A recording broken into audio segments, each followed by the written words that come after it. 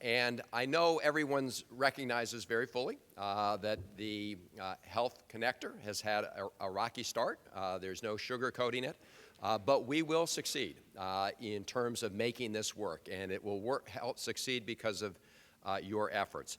I do think it's important just to remind people that the Affordable Care Act was in place well before October 1st and was providing very important benefits and consumer and patient protections well before October 1st. And I do want to just provide a few, I think, important statistics from just Maryland's 8th Congressional District. So this is not the country, this is not the state, this is Montgomery County's 8th Congressional District.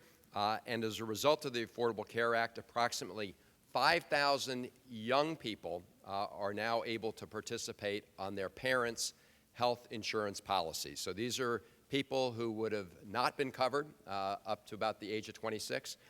They're now covered. About 6,000 seniors in the 8th Congressional District are benefiting from the fact that they're no longer falling into what was the prescription drug donut hole, where seniors on Medicare would have a lot of out-of-pocket costs and then all of a sudden find themselves not being able to make ends meet. And so because of the change in the Affordable Care Act, 6,000 seniors in the 8th Congressional District are no longer suffering through the donut hole. 93,000 seniors in the 8th Congressional District are benefiting from the fact that for preventive coverage, preventive care services under Medicare, there are no co-pays, and so that has encouraged more people to get needed preventive care. 40,000 children in Maryland cannot be denied access to health care for pre-existing conditions. All of us know that when these exchanges fully kick in, that will be true of anybody, whether you're young, middle-aged, or old. But the part of the law that affected kids went into effect very early, and as a result of that, in the 8th Congressional District, 40,000 kids had access to health insurance despite the earlier restrictions on kids with pre-existing conditions. And then there are a whole number of other provisions. Over 200,000 people in the 8th Congressional District are benefiting from the provisions that say that insurance companies have to spend a certain percentage of the premium on providing health care as opposed to administration and overhead. And that has meant more affordable care for over 200,000 8th Congressional District residents. So I do think it's important to remind people that all those provisions were already in place and operating before October 1st. And that's just a little snapshot of how it's helping one congressional district in one state in the country. Now, obviously, we're all embarked on trying to make sure we open up these marketplaces and exchanges. And there's the good news and the bad news. I mean, the good news, at least with respect to demonstrating the importance of the law, is that so many people have tried to access it. I mean, there's a big demand. I mean, that means that there are millions of people in the United States of America who do not have affordable health care, who are in many cases going day to day, rolling the dice, and risking the possibility that if they get sick, that they will be economically devastated because they couldn't afford it. And you have 20 million people in the country who have gone on to the national websites. And here in the state of Maryland, you've got over 300,000 unique visitors to those sites. So people are hungry for the product. The big issue, of course, is making sure that we improve the systems, both in terms of the websites as well as the paper systems, to allow people to access these products that they need.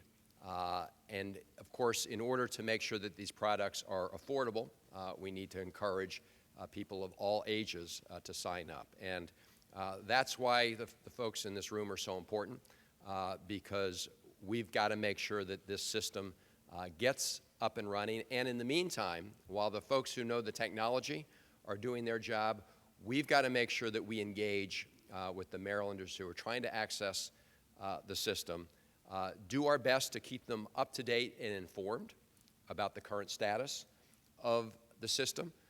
And I'm sure there'll be many recommendations today as to how best to do that. Because one thing we want to make sure does not happen, we don't want people who have difficulty accessing the system now to lose heart and to lose faith and not come back to get something that they need and are trying to access right now.